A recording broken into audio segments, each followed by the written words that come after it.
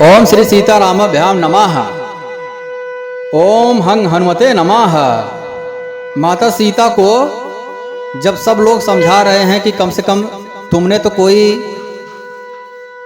तुमको तो कोई आज्ञा नहीं दिया है जाने के लिए वनवास, तो गुरु वशिष्ठ की पत्नी और जो अयोध्या की नारियां हैं, बुद्धिमान नारियां, वो सब समझा रही हैं कि तुमको तो कोई समस्या नहीं है, कोई वरदान का कोई प्रभाव नहीं है, कोई किसी ने तुमको बोला नहीं है जाने के लिए, तो तुम तो रुक जाओ यहीं पर, माता पिता सास ससुर की सेवा करो। यह सारी बात माता सीता को अच्छी नहीं लगी, क्योंकि माता सीता के लिए उनका पति परमेश्वर ही सब कुछ है, देवता है, और जहां पे श्री राम रहेंगे वहीं पर अयोध्या रहेगी, वहीं राजभोग रहेगा। उसके बाद राम लक्ष्मण और माता सीता वन गमन के लिए तैयार हो गए। जब नगर के जितने वासी थे सब उनके पीछे पीछे चल रहे थे, तो श्री रामचंद्र जी ने सबको समझाया और कहा तुम लोग का परम कर्तव्य है और उससे मैं भी बहुत ज्यादा प्रसन्न रहूंगा यदि तुम लोग राजा की सेवा करोगे। वही काम करो जिससे राजा प्रसन्न हो, अर्थात राजा के पास ही रहो, दशरथ जी के पास ही रहो। उनको इस समय बहुत ही ज्यादा आप लोगों की आवश्यकता हो सकती है, क्योंकि मैं वनगमन के लिए जा रहा हूं। इस प्रकार एह विद राम सबहि समुझावा, गुरुपद पदुम हरस सिर नावा, और हर्षित होकर के गुरु जी के चरण कमल में वे सिर नवाया। और फिर गणेश जी, पार्वती जी, कैलाशपति महादेव जी को मना करके तथा आशीर्वाद पा करके श्री रघुनाथ जी वन गमन के लिए प्रस्थान कर दिए। गई मूर्छा तब भूपति जागे, बोल सुमंत्र कहन अस लागे। राम चले बन प्राण न जाई, के विद सुख लाग रतन तन माई। राजा की जब मूर्छा गई, दशरथ जी की मूर्छा गई, तब राजा ने सुमंत्र को बुला करके कहा कि श्री राम वन को चले गए हैं, मेरा प्राण क्यों नहीं जा रहा है। इनको दशरथ जी को अपार कष्ट है, न जाने ये किस सुख के लिए शरीर में टिके हुए हैं। अब कौन सा सुख बाकी है? सुख तो अब बाकी नहीं, सुख की घड़ी समाप्त हो गई है, अब तो दुख ही दुख है। और इतना परम दुख है कि प्राण चला जाए तो ही इस दुख का निवारण हो सकता है। राजा ने सुमंत्र से कहा तुम रथ लेकर के श्री राम जी के साथ जाओ। सुठी सुकुमार कुमार दो, जनक सुता सुकुमारी। रथ चढ़ाई देख राई बनू, फिरे गए दिन चारी। राजा ने सुमंत्र से कहा कि अत्यंत सुकुमार दोनों कुमारों को और सुकुमारी को, रथ को, जानकी को रथ में चढ़ा करके वन दिखला करके 4 दिन के बाद लौट आना। रथ चढ़ाई दिखराय बिनु, फिरे गए दिन 4 दिन इधर उधर घुमा करके वन में चले आना वापस। राजा ने सुमंत्र को आदेश दिया, जो नहीं फिरहि धीर दो भाई, सत्य संध दृढ़ व्रत रघुराई। तो तुम विनय करो कर जोई, फेरी प्रभु मिथिलेश किशोरी। यदि धैर्यवान दोनों भाई ना लौटे, क्योंकि राजा अपने पुत्रों के बारे में जानते हैं, जो वचन हो गया तो फिर प्राण जाए पर वचन न जाए, तो उनका लौटने का संभावना तो राजा को पता है, मुश्किल ही है। क्योंकि श्री रघुपति जी के प्राण के सच्चे दृढ़ता के नियम का पालन करने वाले हैं। एक बार जो बोल दिए तो बोल दिए। तो तुम हाथ जोड़ करके विनती करना, हे प्रभु जनक कुमारी सीता को तो लौटा दीजिए, आप मत आओ, लेकिन सीता जी को तो लौटा ही दो। जब सिय कानन देख डराई, हाँ, जब ऐसा भाव है, जब सीता जी वन को देख करके डरेंगी, क्योंकि राजकुमारी हैं, वन तो कभी देखी नहीं है, इतना भयानक जंगल होता है, खाने पीने की व्यवस्था कुछ नहीं, चलना फिरना दुष्कर है, वन में कांटे हैं, पत्थर है, छोटे छोटे कंकड़ हैं, पैर में चुभते हैं, डरावनी हवा है, जंगली जानवरों की आवाज है, बहुत प्रकार से डरावने होते हैं वन, कभी भी कुछ भी हो सकता है जानलेवा। तो यदि सीता जी यह सब देख करके डर जाएं, कहूं मोर सिख अवसर उपाय, तब जाकर के बोला, पहले माता सीता को देखना कि डर रही है क्या, तब उचित अवसर पा करके उनको यह सीख देना, उनसे कहना कि तुम्हारे सास ससुर ने तुमको आदेश दिया है कि हे पुत्री तुम लौट आओ, वन में बहुत क्लेश है, कभी पिता के घर कभी ससुराल, जहां तुम्हारी इच्छा हो वहीं रहना, इस प्रकार तुम बहुत से उपाय करना, यदि सीता जी लौट आई तो मेरे प्राणों को थोड़ा सहारा मिल जाएगा। इतना सब कुछ राजा जी सुमंत्र को समझा रहे हैं, कम से कम कोई तो वापस आ जाए। सुमंत्र जी आज्ञा पा करके सिर नवा करके बहुत जल्दी से रथ पे चढ़ करके निकल गए, चले।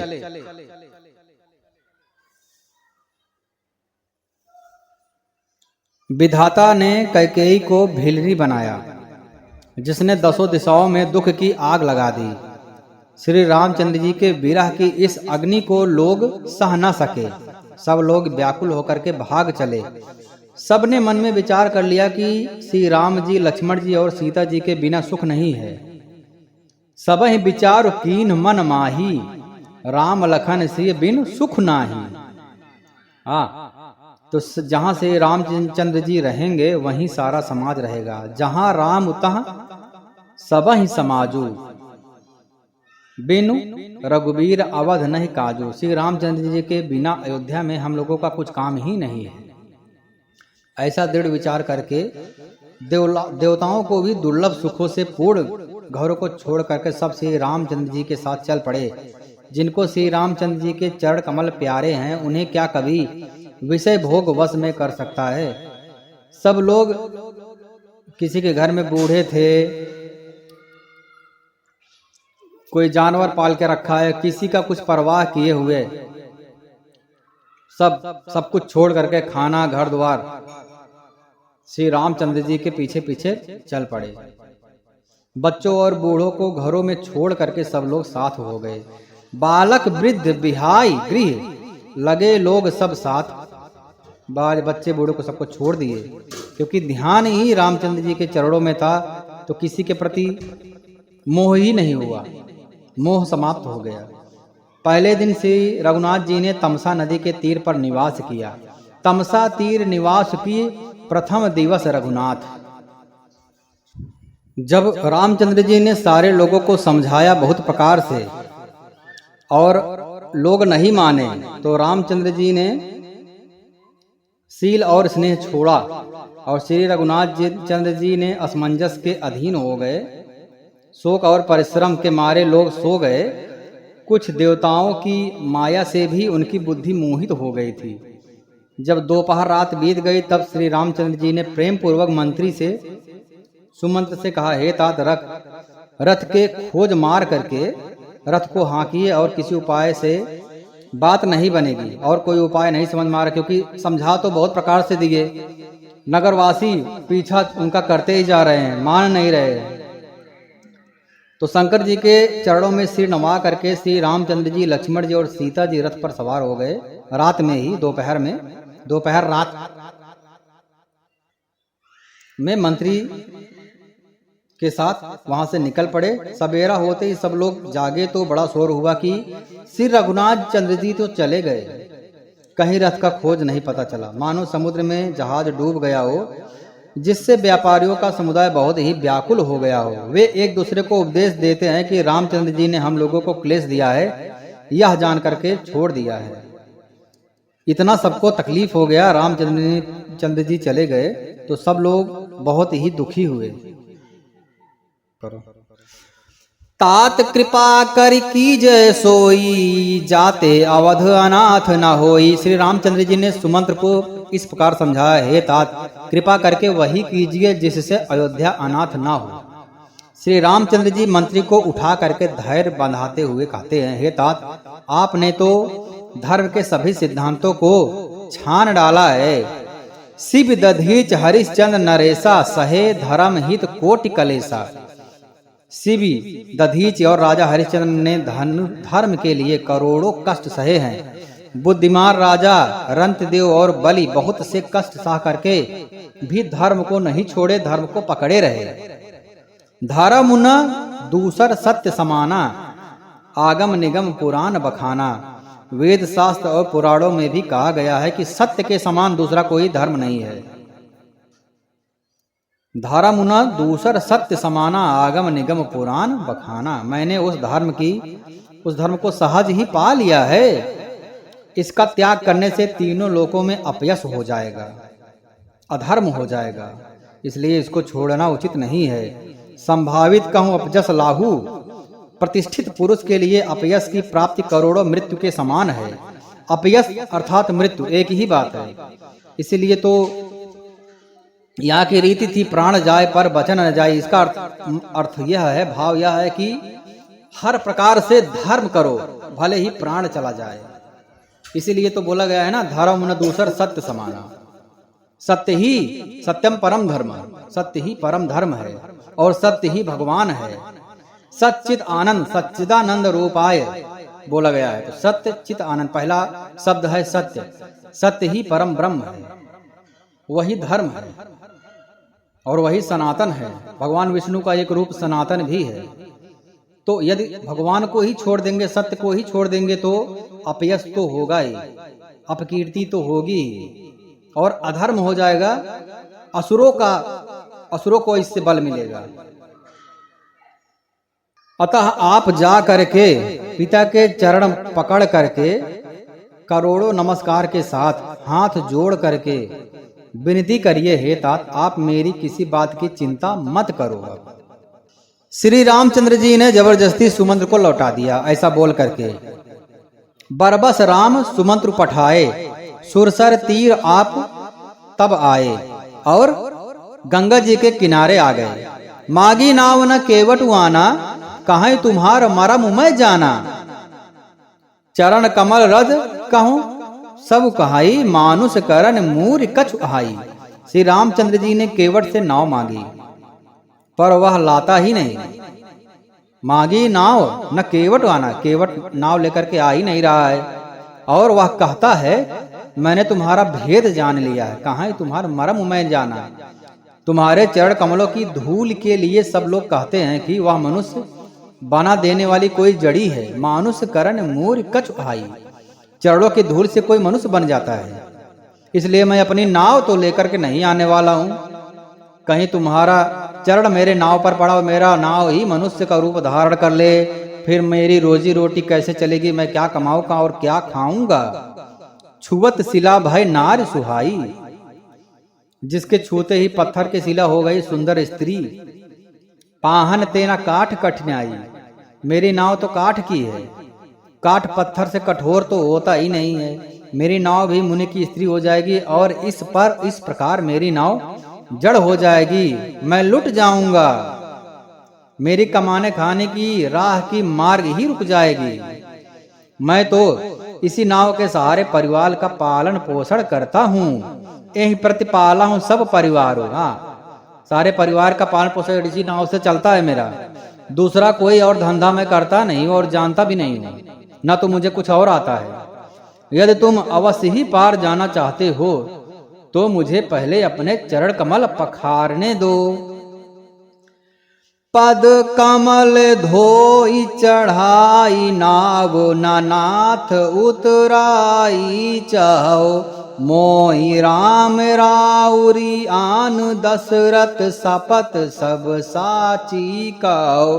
बरु तीर मारहु लखनु पै जब लागिना, पाए पखारियों जब लगिन तुलसीदास नाथ। कृपाल पारु उतारियों, ए नाथ चरण कमल धो करके ही आप लोगों को नाव पर चढ़ाऊंगा। मैं आपसे कुछ उतराई भी नहीं चाहता हूँ, कुछ उतराई मुझे नहीं चाहिए। बस इतनी कृपा करो कि अपना चरण कमल मुझे दे दो पखारने के लिए। हे राम, मुझे आपकी दुहाई है और दशरथ जी की सौगंध है।